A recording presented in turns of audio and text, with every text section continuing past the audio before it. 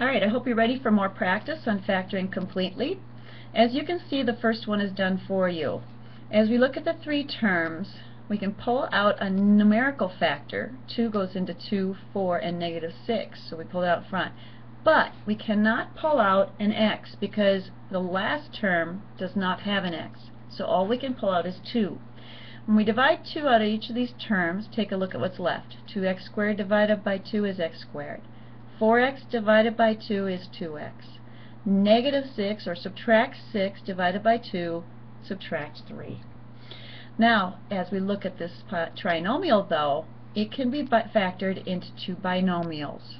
So, again, if you like the baseball diamond idea, at this point you'd put the minus 3 here and the plus 2 here, and guess what? It's very similar to the one we practiced in the first video. X minus 1 for one,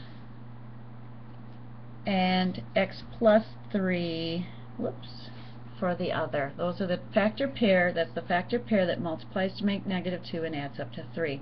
So this is now factored completely. The 2 outside for the greatest common factor and the 2 binomials. Let's look at the next one. This one is special because it's just 2 terms. Well, let's start with step 1. Try to factor out a GCF. Let's look at the numerical coefficients. 12 and 75. Any common factors? Well, I hope you guessed 3, because if I add up the digits of 12, 1 plus 2, I get 3. That's a multiple of 3. If I add up the digits of 75, 7 plus 5 is 12, and that's a multiple of 3. So 3 definitely goes into each one. Does anything bigger go into each one? Well, 4 doesn't, 6 doesn't, 2 doesn't, and 12 doesn't. So I think we're just going to factor out a 3.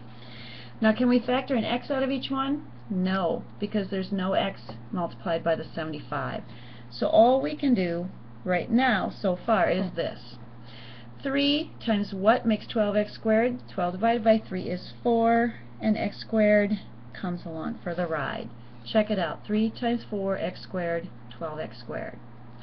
75 divided by 3 is 25, and a minus sign in between. Now, step 2. Look at how many terms there are. If there are 2 terms, see if it looks like a squared minus b squared, and factor it if you can. Remember, a squared minus b squared is a difference of perfect squares. Go back to that video if you need to review, but it's very simple. You look at the first term in the binomial and the second term. You ask yourself, what times itself makes 4x squared? That would be 2x. What times itself makes 25? That would be 5. So now we can set up the complete factored form. A 3 outside, remember we pulled him out, the 2 binomials. What goes in the first spot?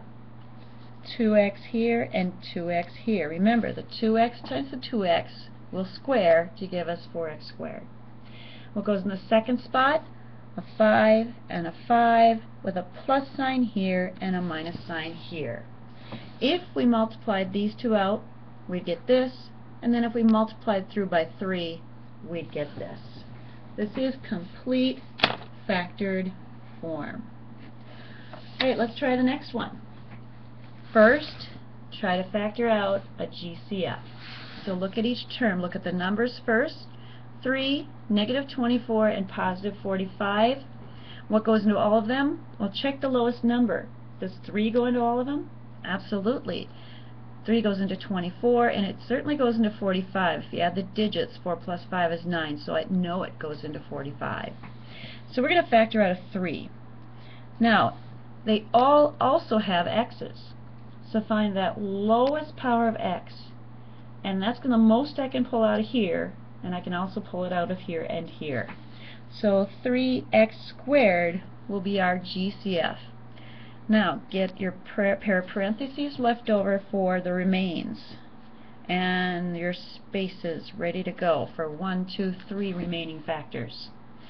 Alright, remember how we do this? 3 divided by 3 is 1. I'm too lazy to write down the 1. X to the 4th divided by x squared is x squared. Let's go to the next term. Got my minus sign in between. 24 divided by 3 is 8. x to the third power divided by x squared leaves me just a single x left. Alright, the final term, plus sign in place. 45 divided by 3, you can use your calculator if you like, but I know that one by heart, it's 15. And x squared divided by itself is 1, and we're too lazy to write times 1. Now, we've done step 1. We found a GCF. We have 3 terms left. 3 terms. See if they look like this, and then factor them if you can. Are they in the form x squared plus something x plus a plain number? They are. So this means I can probably factor it into 2 binomials. And if you like the baseball diamond method, let's set it up. Alright, so my constant term, the 15, goes up here, and it's positive. My x term, the minus 8, goes here. And remember, now we're thinking about a pair of numbers that multiplies to make 15 and adds up to negative 8. Factor pairs of 15. Most people think of 3 and 5 right away. And if we make them negative 3 and negative 5, see how they'll multiply negative times negative to make positive, and add negative 3 and add negative 5, you get negative 8. So that means the x and x here will make the x squared, and then the minus 3 and the minus 5 in each of the binomials should give us this back. If we multiply this through by these, then I get this. And you can always check these when you're done. It's a little bit time consuming, but if you're taking your test or a quiz, it's a good idea.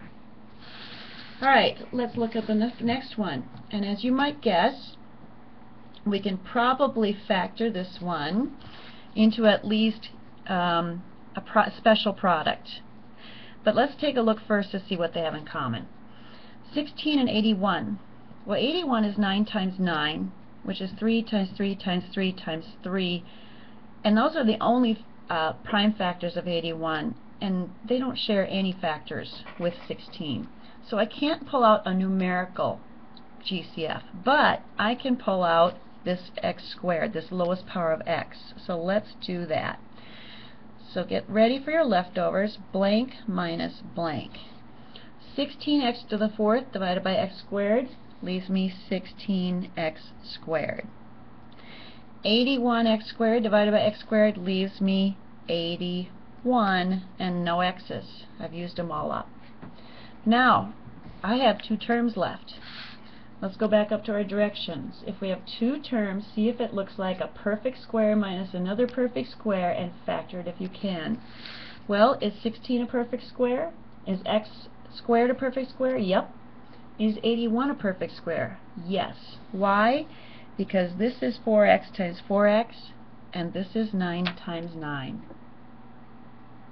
So let's get the rest ready. We have x squared times, and now we can split this into our special product, where we're going to have the 4x here, and the 9 here and here, with a plus sign between those two and a minus sign between those two.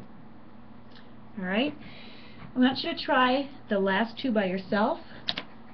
Start by factoring out a GCF. Try to pull out a number and a variable if possible. On the last one you won't be able to do that.